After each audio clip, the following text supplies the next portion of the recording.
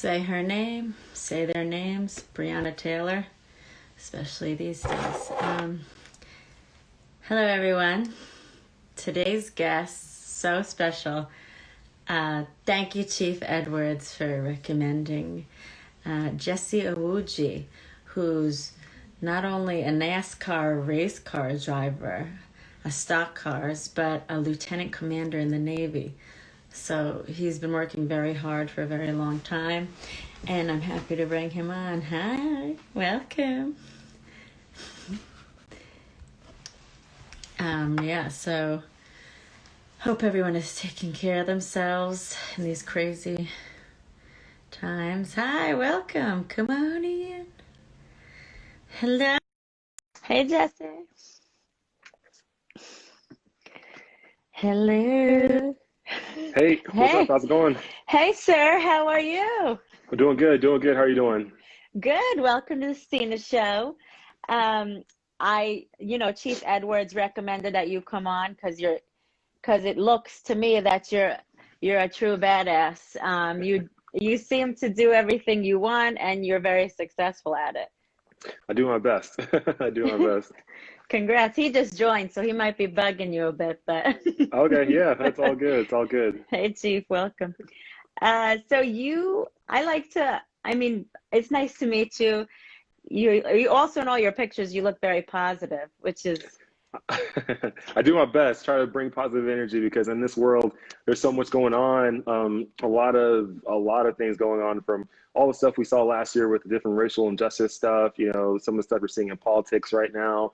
A lot of people having issues just financially with COVID and all the pandemic stuff taking some people out of their jobs. So a lot of stuff going on. So I try to kind of keep positive energy, try not to highlight the bad stuff.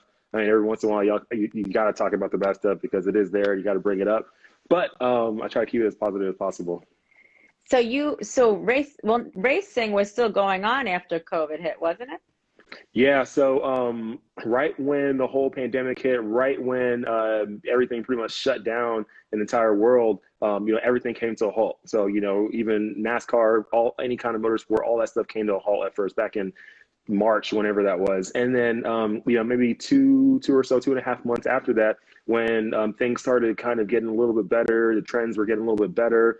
All of a sudden, NASCAR kicked off again in May and started racing again. And yeah, we couldn't have fans at the track, but at least the drivers could get to the track and race and compete each weekend for the rest of the year. So that was great. But during the, shutdown time frame from like March till May, racing didn't completely halt. We were able to still do simulator races. So we raced on iRacing, which is a really great platform for virtual racing. And you started seeing a lot of racing happening, a lot more people joining up on iRacing.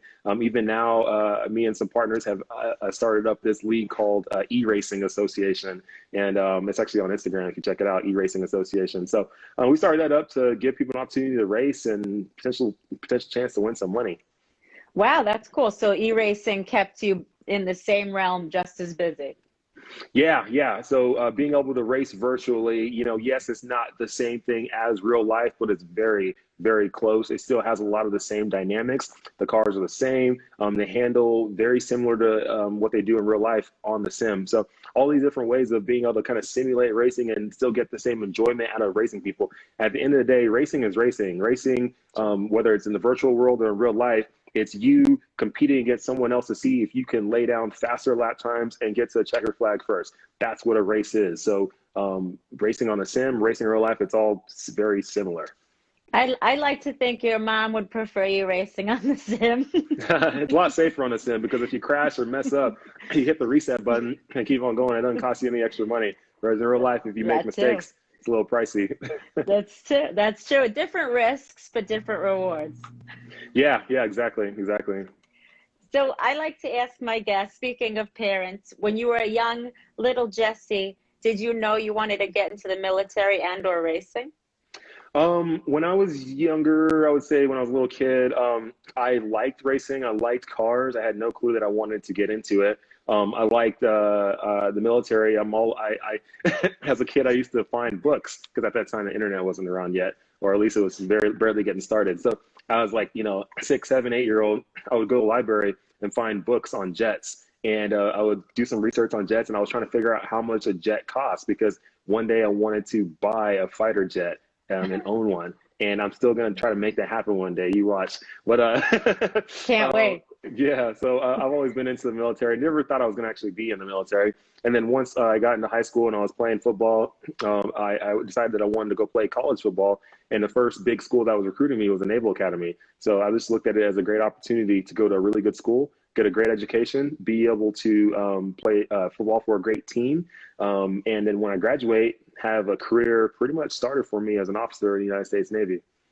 Wow. So you followed, there were steps lined up for you that you just followed. It was obviously it's not easy, but you did have a career path that you knew you were following. Yeah, yeah. Once you go to the Naval Academy, you are guaranteed, as long as you graduate and you don't get in big trouble, you're guaranteed to become an officer in the Navy. So, I knew that, hey, at least no matter what, even, let's say I don't make it to the NFL, if I don't, whatever, as long as I graduate, at least I'll have a career started. Like if I don't do anything else in life, at least I know I could do the next 20, 30 years of my life in the Navy if I wanted to. So I was like, this is cool. That's a great opportunity because any other school you go to, once you graduate, there's no guarantees. Like you're pretty much like on your own. Whereas at the Naval Academy, it's like, hey, at least I know that at least for the next few years, I got a steady job that's paying me every 2 weeks and it's pretty decent money. So I was like, this is great. And then you get to see the world, serve, learn a lot from leadership, leading young sailors, leading sailors older than you. A lot of great things, a lot of great skills that I've been able to translate to everything else I'm doing in the civilian world right now, while I'm also still in the Navy Reserves. I'm in the Navy Reserves and I love it. There's so much opportunity. It's true. Yeah, there is. There is a lot for sure. I learned so much, during my active time. I'm still learning right now in the reserves. The reserves is a whole nother beast. I thought going from active duty to the reserves was going to be simple, a piece of cake. I got into reserves and I felt like I was brand new to the Navy again, like completely different world. So I'm still learning a lot of stuff 3 years into it. So yeah. So what is your rate in the Navy? So I'm a surface warfare officer. When I graduated from the Naval Academy, I decided that surface warfare was where I was going to go. So I've been a surface warfare officer since 2010. That's a Haven't changed. SWO, right? SWO, yeah, SWO, yeah. So I've been a SWO for the last 10 years now. Wow. Plan on staying a SWO. I don't plan on laterally transferring at all unless something happens where I need to do that. But It's too annoying anyway. yeah, I'm not gonna deal with it. But you like it, so that's why you stay. But did you were active when you became a SWO? Yes, yeah. So for us, when our junior year at the Naval Academy, we do basically a what's it called? I forget what it's called. It's some little ceremony thing we do where we basically get told, hey, this is where you're going. Like we put in our preferences on, hey, we want to be a SWO, or you want to be a Marine, you want to be a pilot, you want to be Navy SEALs, whatever. You put those preferences in at some point in your first couple years at the academy. Then junior year, towards the middle, I think it's like around November or so of your junior year, that's when you actually get your letter that says, hey, you are now going to become a whatever you want to become in the Navy. So for me, it was surface warfare. I wanted to be on the ships. I did not want to do anything else. I did have some wants to be a pilot, but to be a pilot, you got to have some decent swimming skills. I do not float very well in the water. I can swim, I just don't float well. So you put me in the water, I can swim straight line for 50 meters, and then I'll die out because I just don't float well, and I'll sink to the bottom. I'm off the rock. No. So you're a land man. That's okay. Well, yeah, surface. I just stay on the surface. Put me on a ship, and I'm good. Right. Yeah, but put me in the water, like actually trying to float in the water, I don't last too long. Chief said SWO is real sailor work, dream sheet. That's what Chief said. Yeah, SWO is real sailor work. Yeah. We do the toughest job in the Navy. Oh, well, you like a good challenge, it seems. Yeah, no, it's fun. No, we work with a lot of great people. We've done a lot of stuff with Navy SEALs, Marines, pilots, aviation, sub guys. I've worked with all different kind of communities. So everyone has an important job. Everyone does great work. We all have our own specific things that we have to do. And when we all do it together and we do it well, that's how a team comes together. And that's how we go win fights, win wars, and stay the greatest country on earth. And the greatest Navy. Exactly. Julia.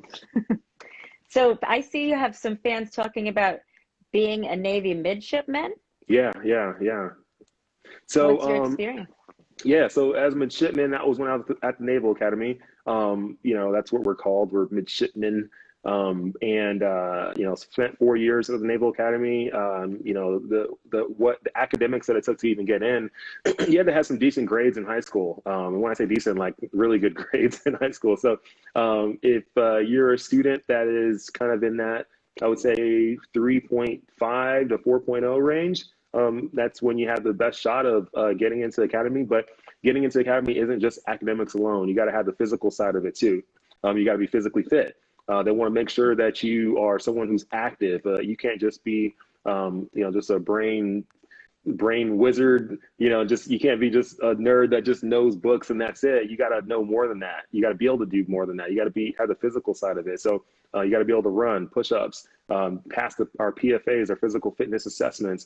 You got to be able to handle all the physical stresses that you deal with throughout the days and days and days and days that you go through at the academy, and they're hard. They're not easy at all. But having all that together makes you kind of the full package, and that's what the Naval Academy wants to see. They don't just want to see people who are really good with books. They don't want to see people who are just only good at running. They want to see people who have the whole package and who are able to go lead, who can serve the community, do good things for the world, and fight the good fight. So you got to have the full package, not just one thing. They're creating leaders, right? That's exactly what they're Yeah, doing. pretty much. And here we are. We have one here. It's so awesome you're here. So Yeah. I actually have this in my hand while I have a minute. You were featured on the Reserve issue. I got it in the mail. I was like, wow, look at this guy. Yeah, I haven't even gotten it in the mail yet. Yeah, everyone's been showing it. I don't even have my own copy of that. How cool. How cool. Yeah, I'll send it to you. Let me know in the DM. I mean, actually, no, I want it. I'll take your picture for you. Yeah, I gotta go find a way to get one. They're like everywhere now, so I gotta find it. I don't even have one. You should have one, yeah. Yeah, I probably should. Come on. Come on, PAO. What's up? What's up? Yeah, I'll hit up the PAO and be like, hey, what's up, man? I need my own copy. I went and did a little research on you because it's my job, but you also have a Wikipedia and all these websites. Your family comes from Nigeria? Yeah, so we're Nigerian by descent, and both my parents grew up in Nigeria before coming to the U.S. and settling in Texas. So I wasn't born in Nigeria, but I am Nigerian. Do I speak our native language? Not fully at all. A little bit. Can I understand it? Yeah. If both my parents or my grandma or anybody is speaking Igbo, which is our language to me, I can understand it fully. Like, so they don't have to speak a lick of English to me. But can I speak it back? Nope. I'm not great at it. Yeah, so there's a little bit of a barrier there, but usually, like my grandma, she doesn't speak English, but when she speaks Igbo to me, I understand her. So I'll just speak slow English back to her so she can kind of understand me, but she can speak Igbo fluently to me, and I'll understand everything she's saying. Have you visited there?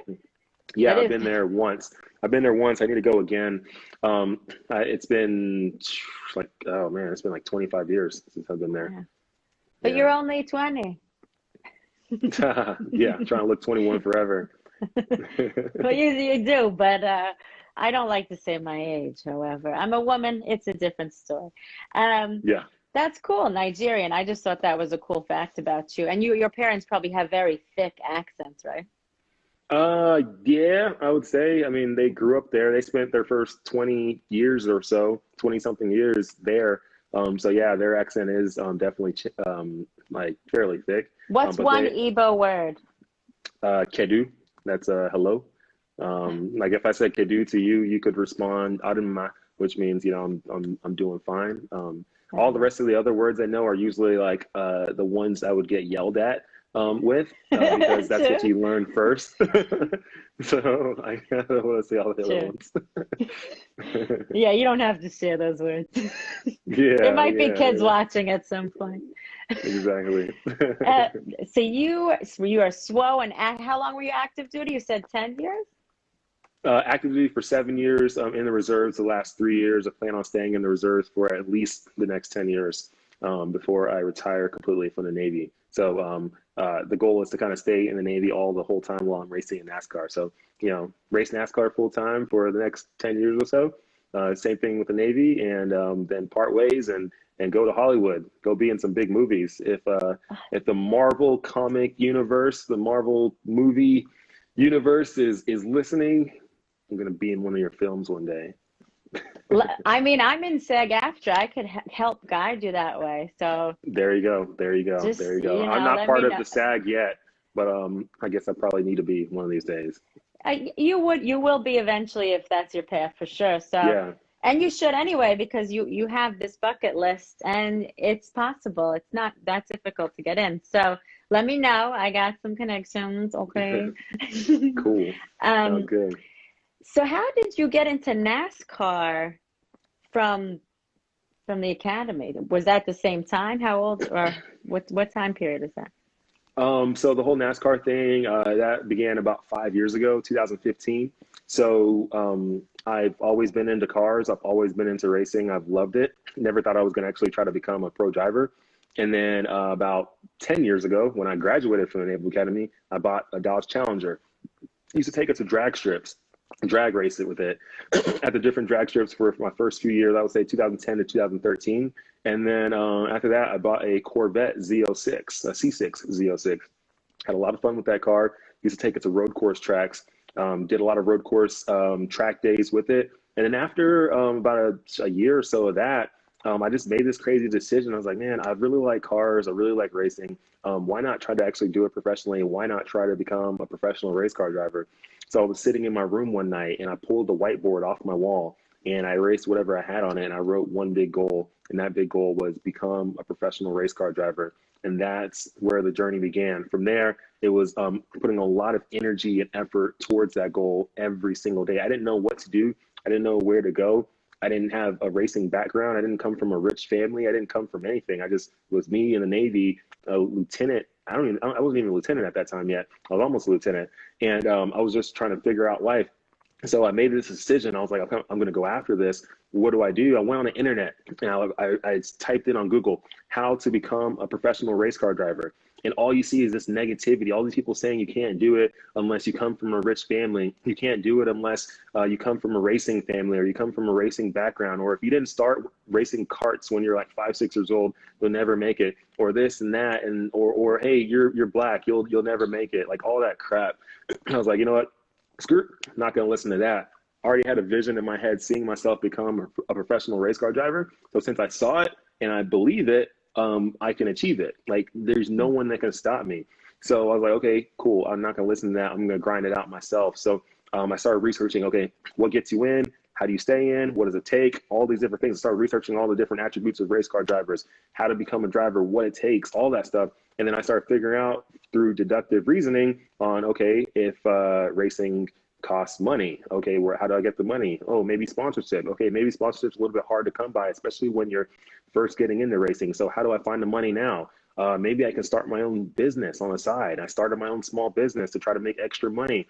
I did that to get it going, and then that got me going. And then from there, I was finding teams to race with.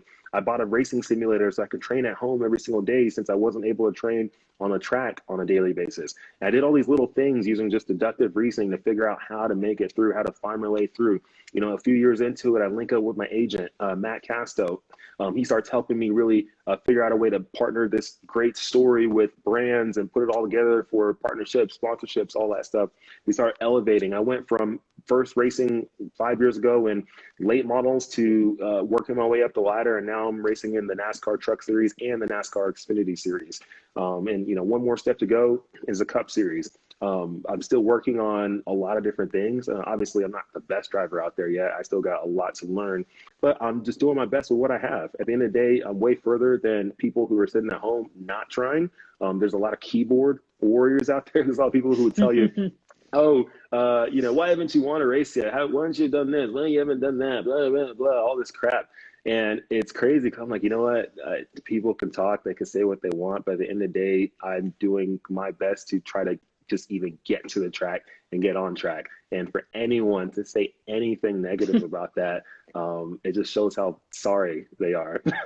So, Well, they're jealous and stuff too. Yeah. yeah, exactly. So people are going to be like that. Anytime you're going after something, you're going to be met with a lot of resistance. That's just that's how it is.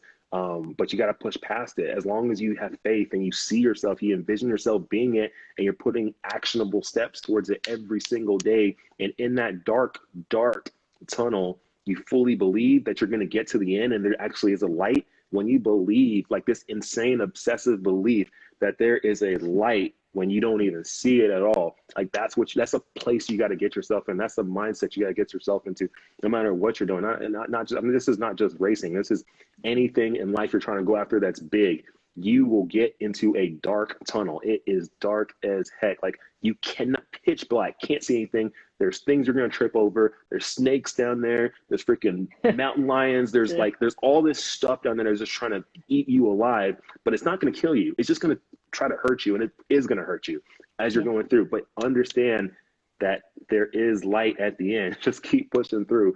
A lot of people get a few feet in and then they turn back around, because the light behind you is very bright and it's very comfy, and it's going to stay right here, right behind, where you can easily turn around and go. It's going to be right there. It's going to be very easy to go back.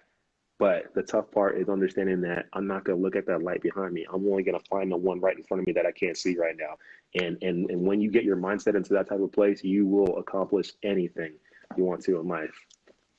Yeah, no, 100%. And I think that if you, as a passionate person, it's driving you, you almost can't even help it. It's not going to leave you.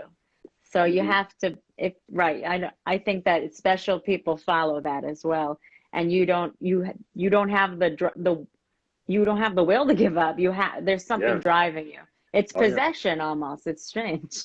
Yeah, you got to be possessed in what you're doing, and it becomes a mentality type thing. Like, nothing can stop you. And once you figure that out, especially with one thing you're doing, then you start realizing, oh my God, like, I can do a lot of other things too. Like, with this same mindset, I can go open up my own business and go become a millionaire. I can go do this. I can go do that. I could actually do anything I actually want to do in life. But once again, you can do anything you want to do. I can't just do anything in life. Like, I don't want to become an astronaut, so I'm not going to become an astronaut. Like, even if I try right now, I'm not going to become, because there's no want. And I can't even see myself doing it. You got to be able to see. When you see yourself, that's when you know it's meant to be. So I ask my guests to bring a deep quote or enlightenment experience, and this is a perfect segue into that. Mm-hmm. Yeah, so I have a lot of quotes, actually. I don't know if I should spit all of them out, but I'll spit out at least one. So one of them that I'm gonna do two. So one of them comes from Les Brown, and that's, never let someone's opinion of you become your reality. So what that means is, there's a lot of people out there who are going to hate on your goals, hate on your dreams, and or sometimes not even that they're going to hate on you. Some people are just going to try to keep you from doing it because they want to protect you. They don't want to see you fall. They don't want to see you get hurt. What ends up happening is they're keeping you from getting to that goal. They have an opinion of you. They think that because of whatever they've seen of you in their life, or whatever they might think of you, that you cannot accomplish something because of that. When you envision yourself becoming something, accomplishing something, you were given that vision. No one else was given it. Only you were given that vision. God put that vision in your head and nobody else's head. So they can't even see it for you. You have to see it for yourself. And with that being said, never let anyone's opinion of you become your reality. And then while you're going down this journey, like I said before, is super, super dark. You have to understand that quitting is not an option. So with that being said, life will reward those who stay strong enough, long enough. That's it. I mean, don't quit. Just stay strong enough, long enough. Success is heavy. It's not light at all. If success was light, everyone could have it. Everyone could hold it. But with how heavy success is, life has to make sure you're strong enough to actually hold that success. So to make sure you're strong enough, life is going to work you out. It's going to work your butt out that whole journey. So make sure you build the muscle, build the strength, build the ability to withhold it. And then when life knows, okay, you're strong enough now, you can actually hold it now, here's success. Boom. Because some people who try to fast track it and try to get the success, the get rich quick, whatever, however it is, you might be able to get to it. You might be able to find your way to get to it. And then when it gets dumped on you, you drop it and you lose it all and you don't have it anymore. So that you don't drop it ever, life has to make sure you're strong enough. So it's going to hit you hard every day. It's going to work you out. Life wants to reward those who stay strong enough, long enough. And that's my 2 quotes. Nice. They're very good quotes. And Les Brown is awesome. Yeah, no, that's great. That's making me think, right? Persistence. That's a similar. And I always think about growth as slow, not the 0 to 60 method, as you said.